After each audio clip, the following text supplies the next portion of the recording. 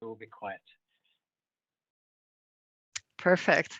And I just love it when I'm chatting to you all that I see faces. Otherwise, it does really feel a little weird, you know. So once you start meditating, it doesn't matter because I have my eyes closed to get as well. And it's just more comfortable probably to sit with your eyes closed when you're meditating and to have this to not have it knowing that there's a camera like watching you. And for me, it's okay. I can handle it. So glad you're here. It's February already. Who It always goes fast, but that sounds like an old person when you say that kind of thing, but it really does feel like it's going fast. The weather is getting nice here in Arizona. It's awesome, actually. So if you're in Rochester, see if you can, or anywhere else where it's cold, see if you can somehow get a trip in this direction because it's really nice. And then in the summer, we'll come back and meet you there. So I was going to chat a little bit about Thich Nhat Hanh because Thich Nhat Hanh was just an incredible spiritual teacher, incredible Zen Buddhist activist. Like, if you're really interested, I'd say I can only say so much in a few minutes. But this man was just, yeah, just an incredible human being. And, we're all a little sad that he's gone, but we're hoping that, his consciousness is still around and maybe can do even more greater things from wherever he is now, however that works, right?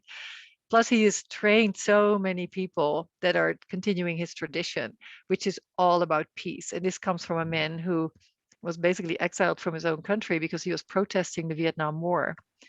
And, the thing that impressed me most, I've listened to a lot of his talks. And if you're interested, I mean, YouTube has so many awesome talks. And if you go to his website, or their website, I should say, because it's really his whole organization. It's called Plum Village, and plum as in the thing you eat, plumvillage.com or org probably. Actually, I don't know for sure. Just Google Plum Village and it will all pop up. And there's all his Dharma talks. And those are basically talks of how to live and how to practice, his teachings.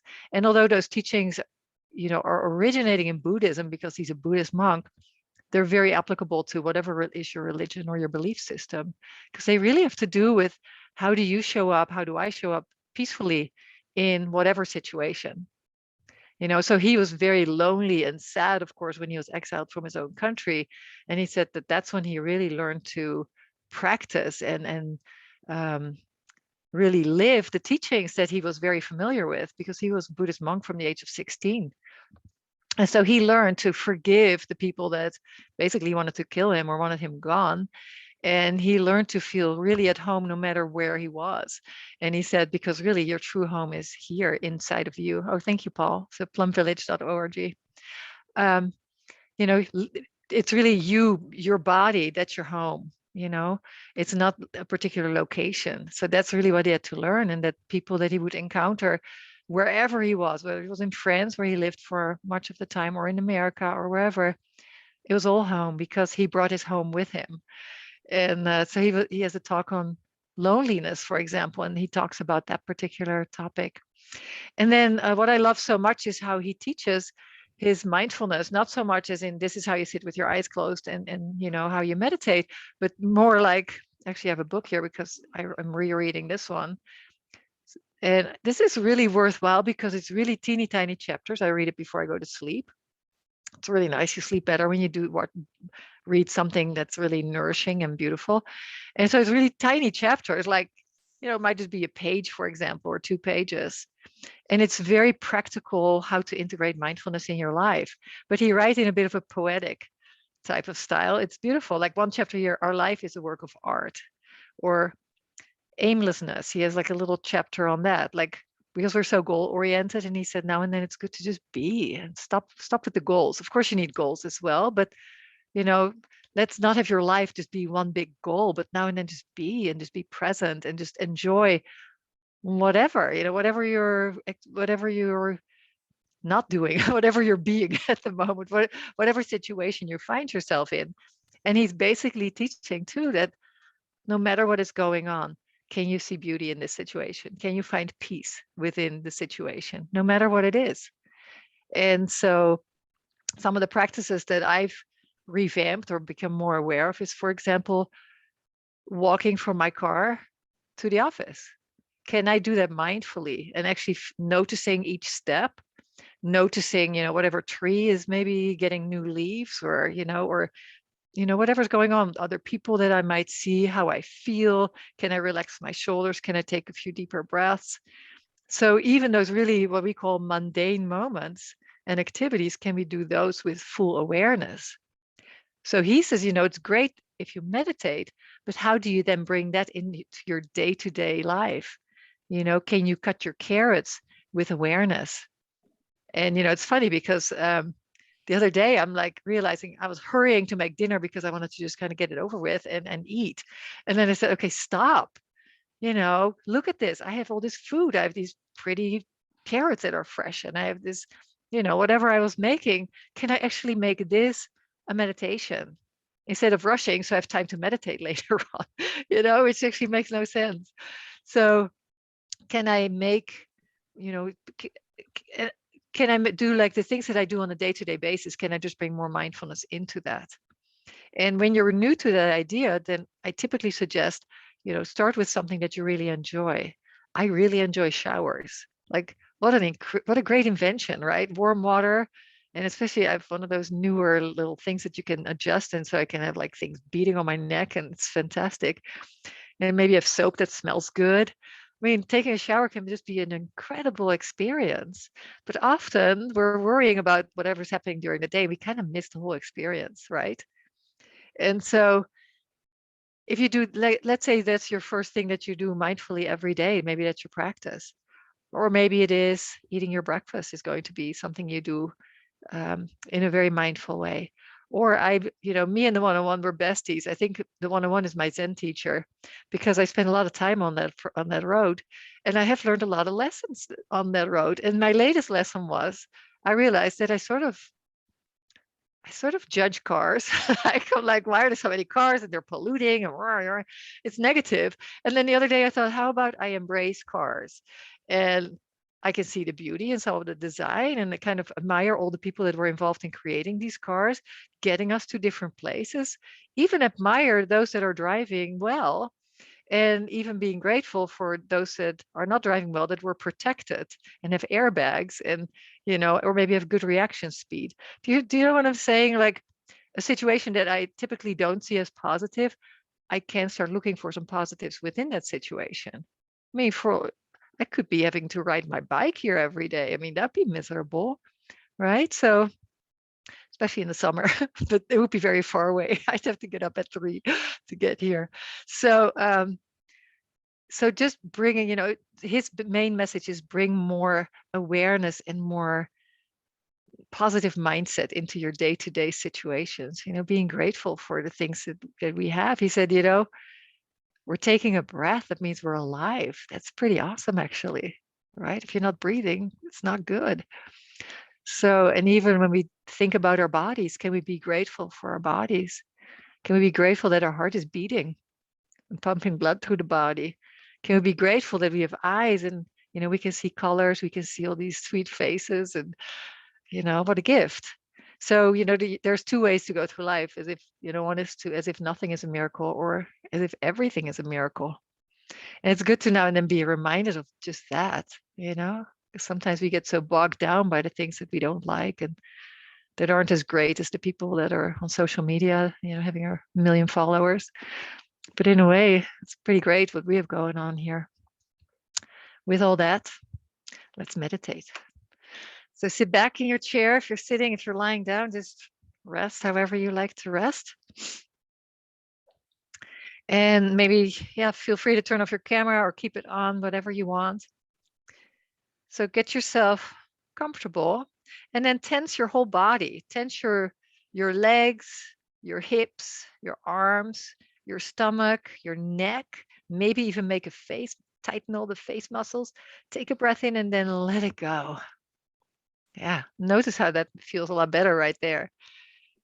And let's do that again. So tighten the whole body, everything tight, whole legs, the buttocks, the stomach, the arms, make fists, tighten your neck, maybe hike your shoulders up, make a face, take a breath in. Let go, let everything soften and relax. Maybe wiggle your legs a little. Do it one more time, but not as hard. Do about 50%. So start with your feet, work your way up. Tighten all your muscles, but a little lighter than you did before. And on your out breath, let it all go and rest. Feeling your feet on the ground, assuming you're seated. If you're lying down, just adjust my instructions. Feeling the thighs supported on your chair.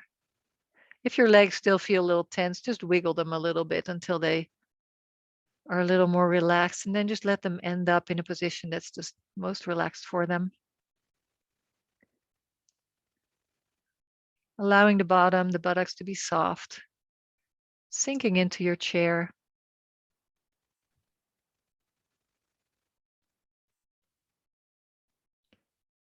Allowing the shoulders to relax away from the ears, the hands to be supported on your lap.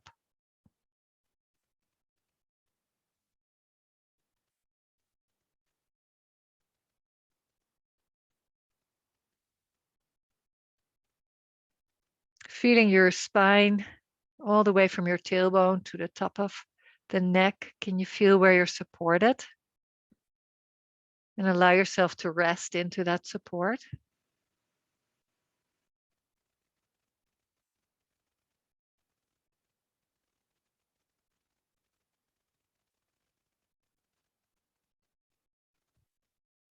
And then allow your face to be soft, forehead, your eyes, your jaw, even your tongue.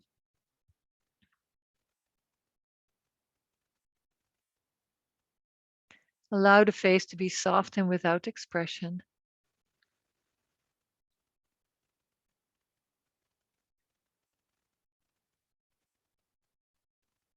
Allow the body to be fully supported.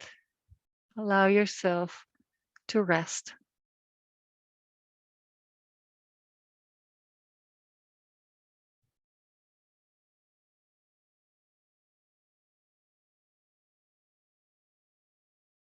Now, Thich Nhat Hanh is an interesting concept. He talks a lot about smiling, but he doesn't mean that you have to actually like put a fake grin on your face.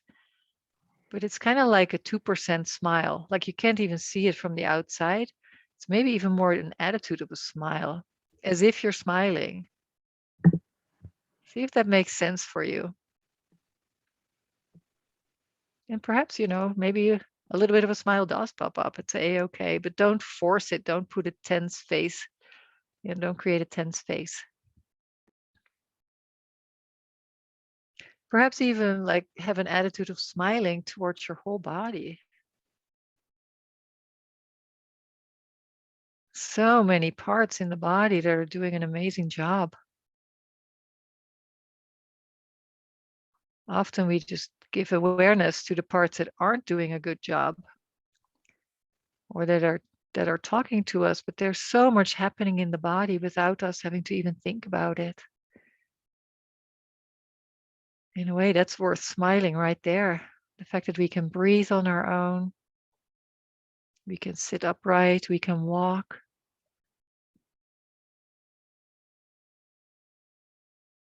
There's a lot to be grateful for.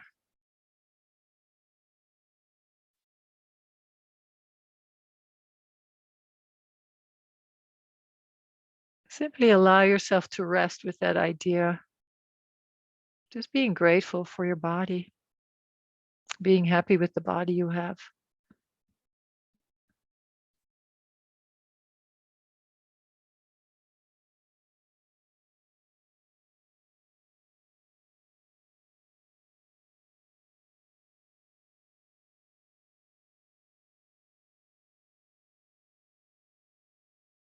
And the idea of this meditation is to be very present, to notice the different sensations that are happening in the body.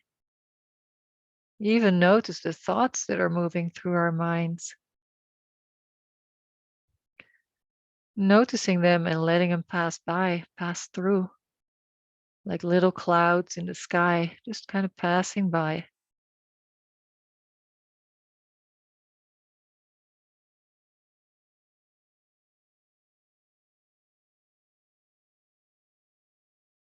So we really don't have to accomplish anything.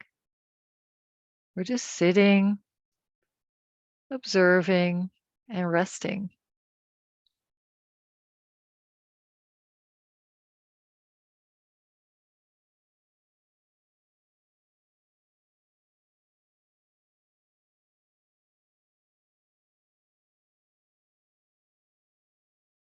And the goal, if there is such a thing, is to just experience this moment, being fully present for this moment.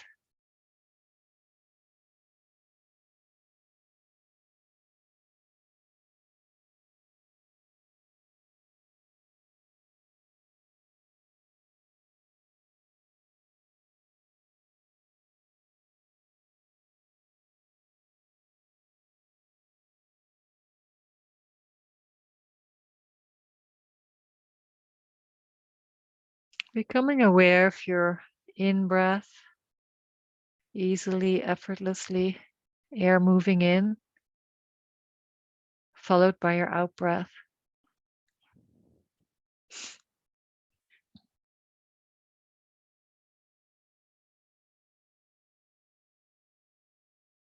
And just mentally, you can say as you're breathing in,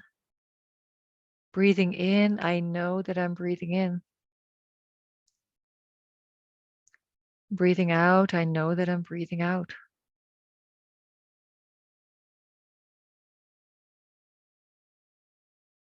I'm aware of the in-breath. I'm aware of the out-breath. Nothing more.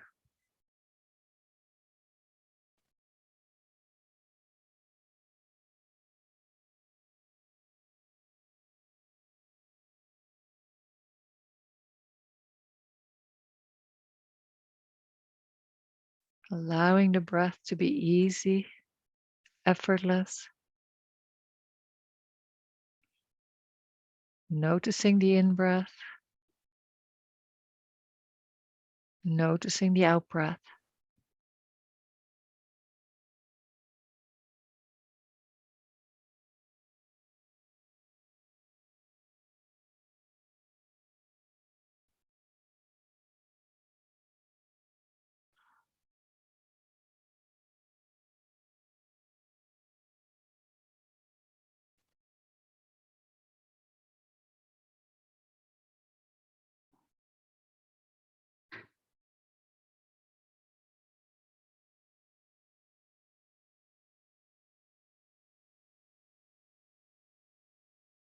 And anytime your mind wanders, which it will inevitably do, just very kindly, gently bring it right back to your breath.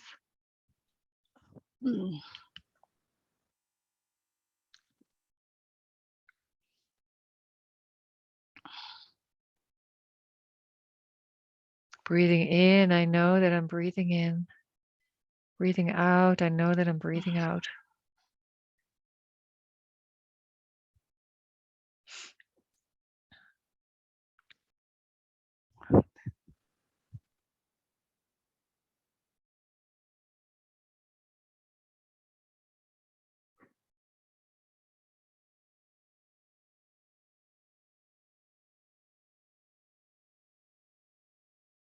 And we'll stay like this for just a few more minutes, allowing yourself to rest, not striving for any particular experience,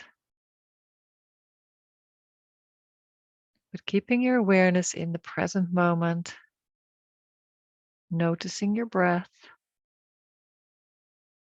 noticing what there is to notice. That's all.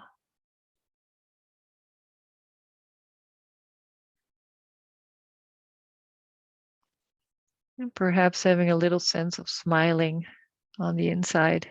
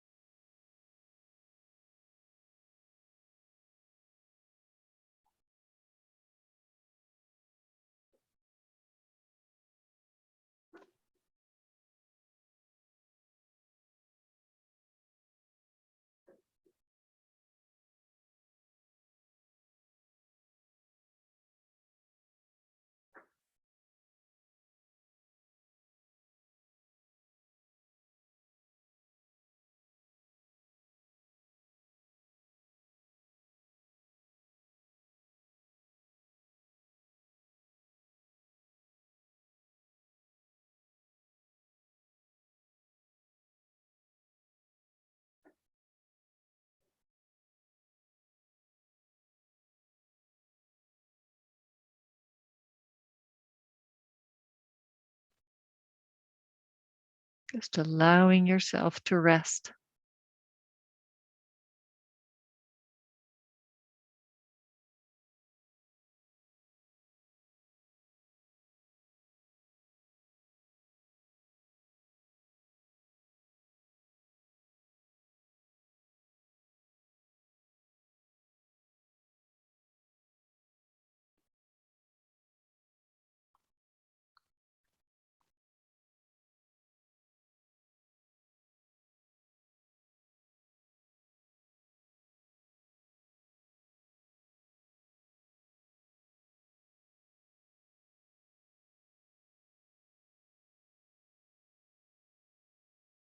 Just keep bringing the mind back to this moment, this breath.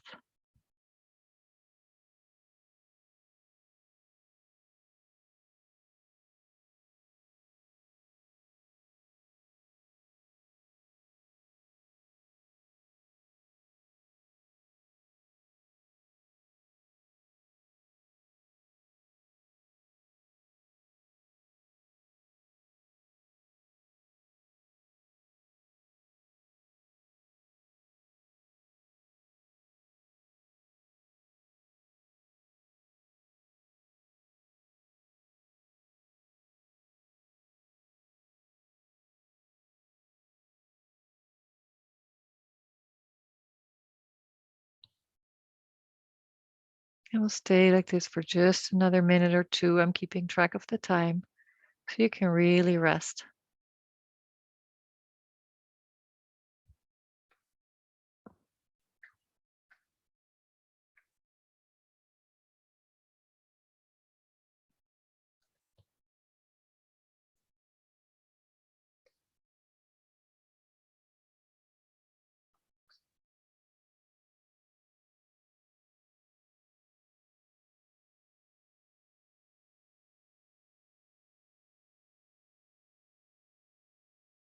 And as you continue to meditate, I'm just going to read a few quotes from Thich Nhat Hanh about meditation. Just be. Just being in the moment, in this place, is the deepest practice of meditation.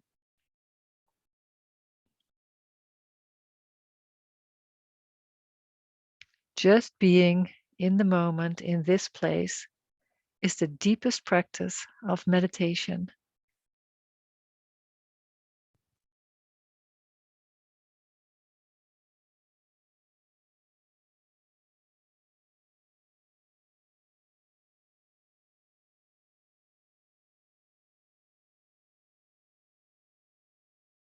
To meditate means to go home to yourself. Then you know how to take care of the things that are happening inside you. And you know how to take care of the things that happen around you.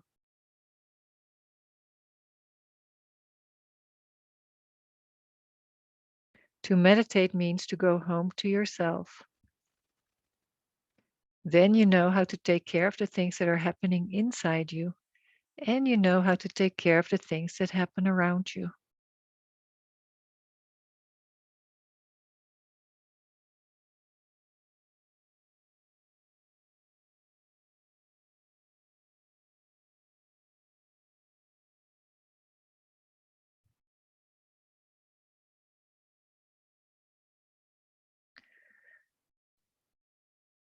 Letting go of the focus on the breath. Simply notice what there is to notice right now. Sounds, feelings, thoughts.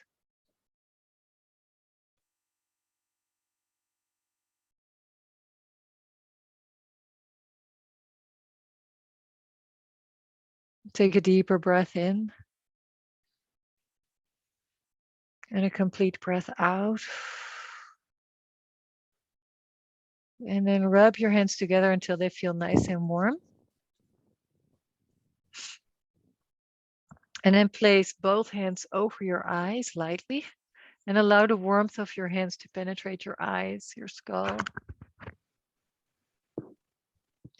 And then behind your hands, go ahead and open your eyes and blink a few times and look up and down and side to side.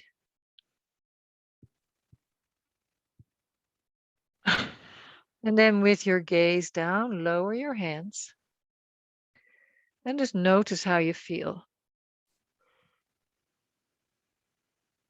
If you Mm. have extra time, you might just stay like that for a little bit, you know. Um, but if you need to go about your day, then maybe whatever your transition is, maybe you have to get up, maybe you have to walk, maybe you have to put your food in the microwave. See if you can really bring some of that mindfulness, that energy of meditation into your next activity. And ideally in all your next activities, but at least in the one that's coming up right now, so you don't just jar yourself out of this meditation. Thank you all for being here, and I'll see you all again in 2 weeks. I wish you a happy Valentine's Day, whatever that looks like for you. Um, Hope to see you in 2 weeks. Namaste.